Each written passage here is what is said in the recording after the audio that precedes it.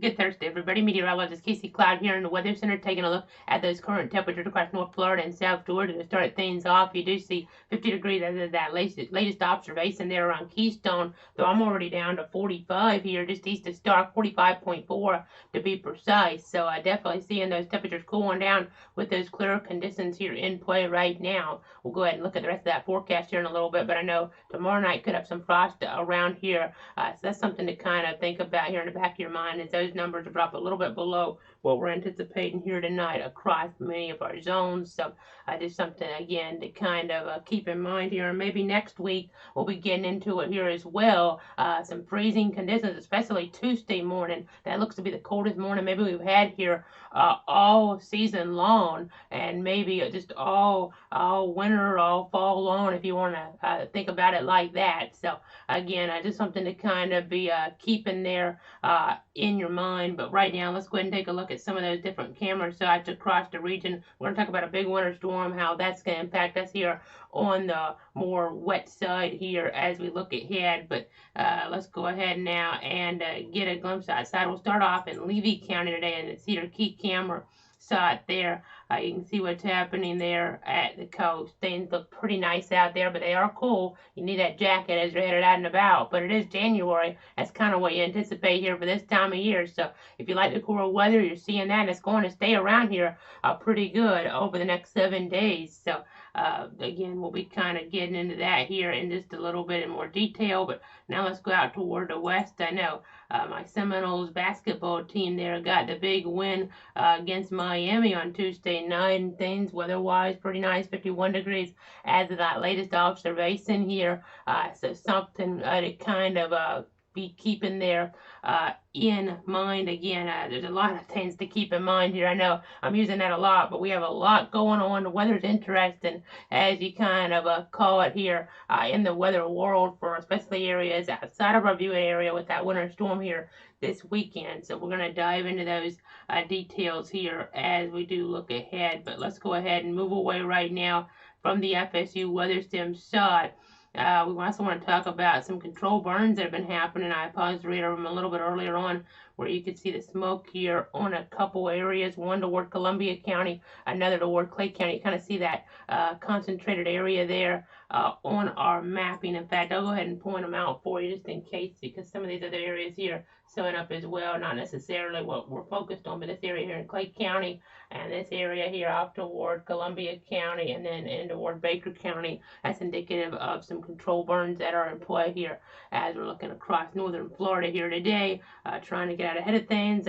Speaking of getting out ahead of things, the National Weather Service going to be having some maintenance done to some radars here in the coming weeks. And no, not impacting our weather tracking this weekend. We could have a low-end severe threat, which we're going to talk about. It could end up being no severe threat scenario or something that escalates a little bit. So just stay tuned there as well. But in terms of the Doppler radars, they're going to have maintenance there done. Tallahassee radar is going to be off a little bit here near the end of the month.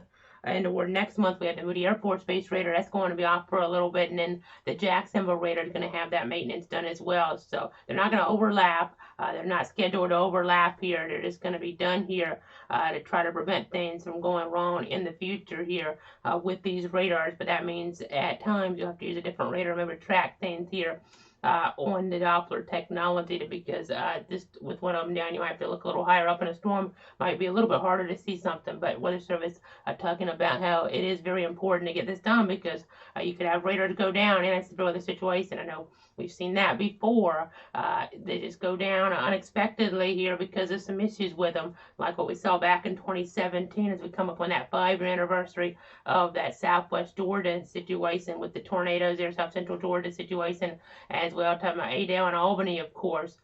So we had some issues that day, though, of course, the warnings coming out were great from the National Weather Service office in Tallahassee. But let's go ahead now and punch up some other views here that we do have. I think we want to go ahead and go on over toward our marginal risk outlook here.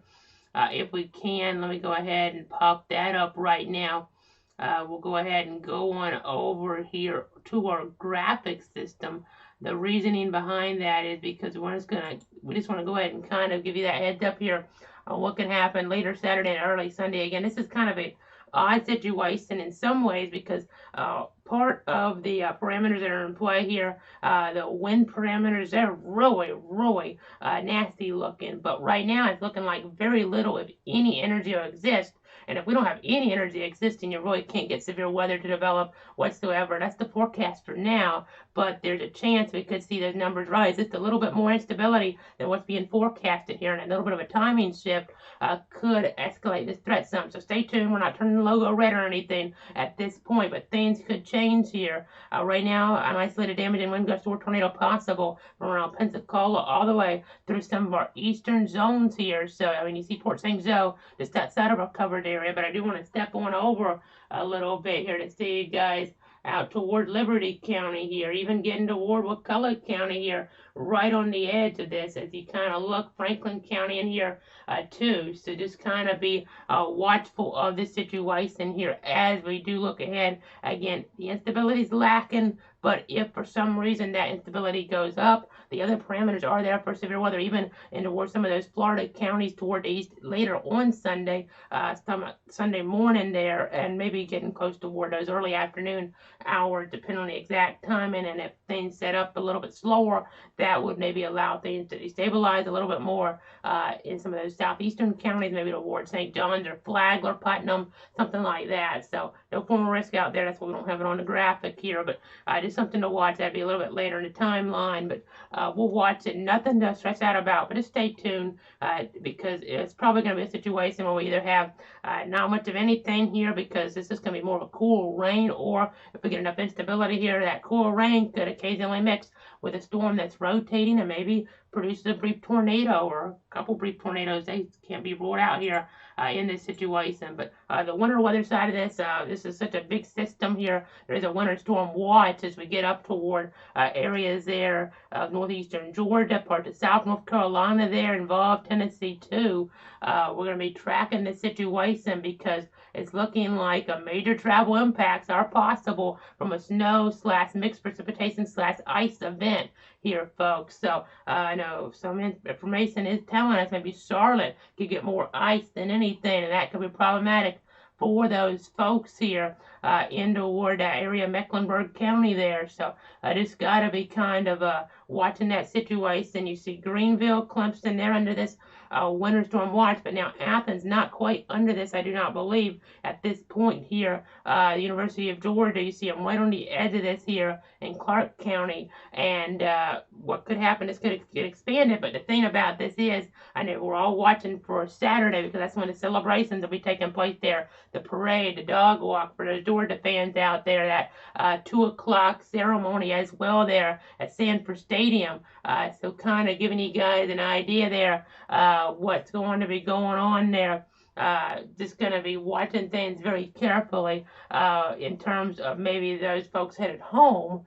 But as you're headed up there, as the ceremony, as that day goes on, the conditions look all right, going to be cool, but the nasty weather not going to come into later. But if you're maybe headed back that night, Saturday night on 75, you could start to run into some rain, as some of our models are pushing up the timeline just a little bit here in the latest runs.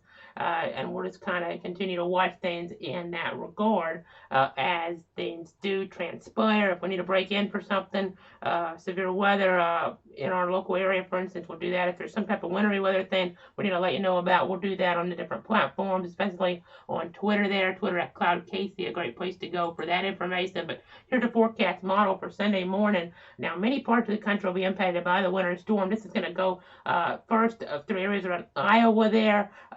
We're talking about those regions even further up toward the north and in Missouri, the heartland going to be impacted there.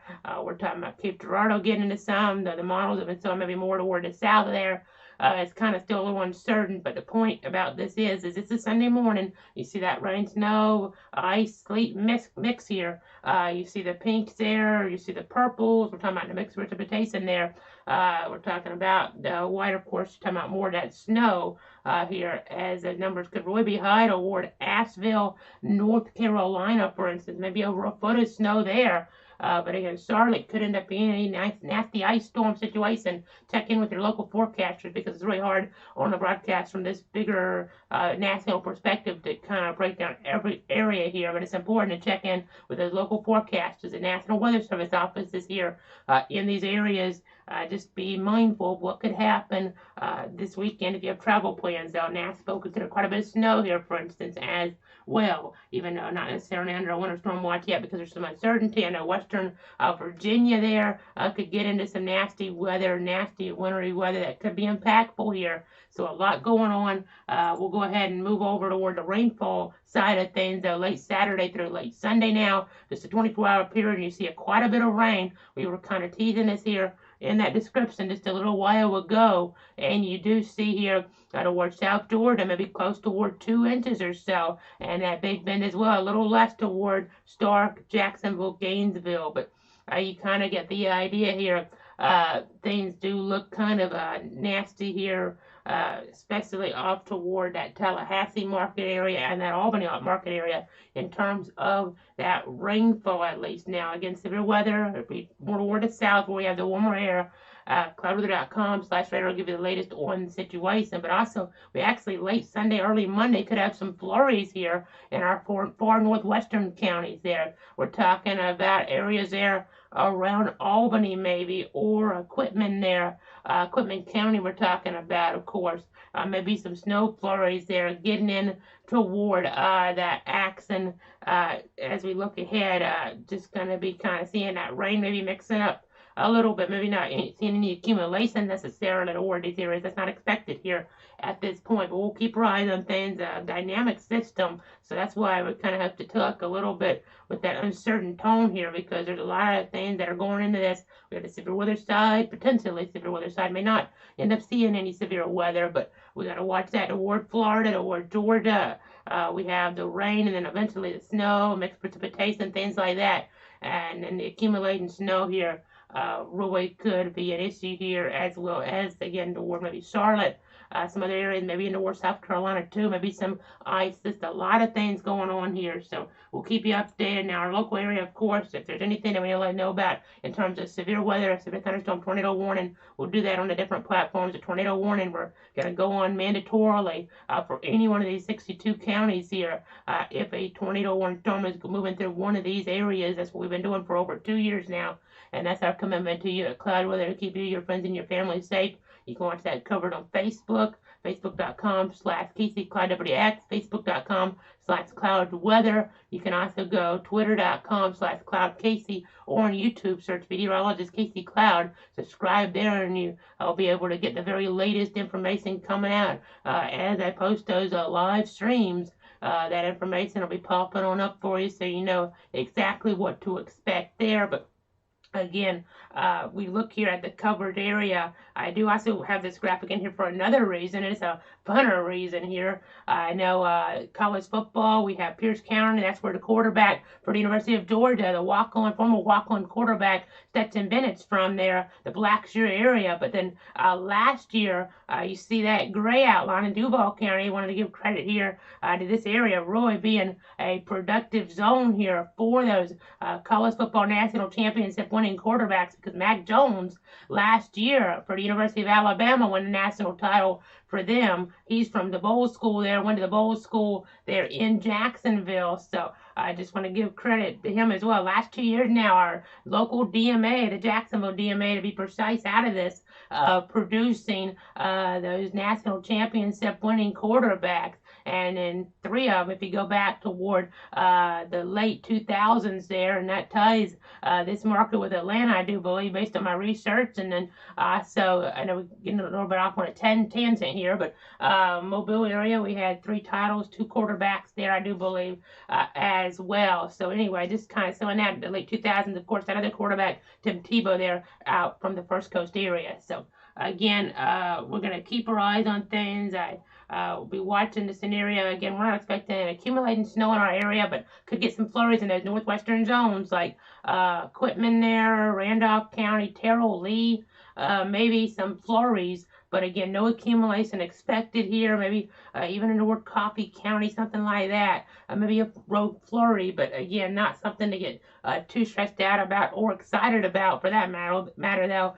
Some of you sometimes like to just see that snow, and you might get a little bit of that as you're looking ahead into toward the timeline. There, I know as we get ready to go to that forecast, you probably can't see it, but I actually have the snow flurry meteors here on my tie, on this tie here. I got several years ago from the American Meteorological Society conference there in New Orleans, 2016. But now let's go to that planning forecast. You see here, most of us not going to be talking about anything in the way of wintry precipitation, though. It might look like it with some frost around, maybe Saturday morning for some of us, and then maybe Monday morning, though it could still be too breezy at that point. Tuesday morning, that is more of a concern here with those colder temperatures, maybe a freeze here for many of us. Some of us maybe not even have had that freeze here yet, and they'll get it there on Tuesday morning. So those kids going back to school after that 3-day weekend at the bus stop need to be aware of this potential. They'll need to bundle up because maybe some of the coldest air we've seen here so far will be on Tuesday morning. So just be aware of that. Below average, but relatively average for most of this period here. You see 80% chance of rain Sunday. It's going to be a windy day. Windy day here towards Sunday as we're looking ahead toward our area for sure. So even if we don't get severe weather, I had another graphic too. Maybe just windy conditions here in play. If nothing else, and with that rain around, and then maybe some flurries again, northwestern counties, but not too big of a deal. I know I'm mentioning it because some of you guys have an interest in that, but that's really nothing to be really thinking about too much because that's a low-end chance to begin with. As you see those control burn plumes there, let's go ahead now and go on over one more time to that area viewpoint. You can see 51 degrees there, Tallahassee, 50 degrees, Keystone there. You get the idea with these numbers from a little while ago, but I'm already down to 45.1 now. East of Stockton. Just looking at some different things here. Barometric pressure at 1,012 millibars there, a little bit lower than what you see sometimes. So we'll be kind of keeping our eyes on some of those different numbers here for sure. We talked about that frost potential, of course, here. So that's something to kind of be aware of here in this situation. Keeping our eyes on things. I know Atlanta hadn't actually seen snow here, measurable snow, in about 4 years or so. So they could get some here, not under a winter storm watch yet, but that could still get expanded for those areas. And again, those headed home maybe Saturday night from that celebration there, from that day of events there in Athens, the University of Georgia celebrating their first national title in 41 years. It could be wet on the roads, maybe not any severe weather at that point toward our southern Georgia zones or anything in terms of that wintry weather yet, but still could have one of our models I was looking at was sort of quite a bit of rain coming in. So just got to be careful. Don't want anybody to get hurt there Saturday night with it being dark with heavy rain coming down and you have already enjoyed the day. You don't want to be in a bad accident or something like that, obviously. So just keeping you guys up to date there because Sunday you're trying to get home because Sunday's going to be even worse up there, obviously, with the winter storm, the full force of that being felt. So I just want to make sure you guys know about all of that. Follow those local meteorologists there in that Atlanta TV market for the latest on that situation. We'll be following our situations around Tallahassee, Albany, Valdosta, Jacksonville, Gainesville. Whatever Mother Nature brings us here, we'll be giving you that latest information to protect you, your friends, and your family. I know we were talking about that football game Saturday night. Or I was talking about it earlier, actually, not on camera, but I'll go and talk to you guys about it right now. Mac Jones, of course, that quarterback for the University of Alabama, now with the New England Patriots. He's going to be playing up there in Buffalo against Josh Allen, and that's going to be a very cold game up in that region. They played earlier in the season. It was a cold and windy night there, so just kind of interesting to see winter weather taking hold again in an NFL contest Saturday night. Now, I want to watch that game, but obviously if there's severe weather that occurs or is threatening some of our zones there toward the Big Bend, we'll be on live. I'll be here in the Weather Center to keep you and your friends up to date on the very latest information. So just stay tuned. If there's anything we need to let you know about, we will, because it's about protecting everybody that's important to you. But otherwise, we'll see you back here on Tuesday if we don't need to break you back in before then.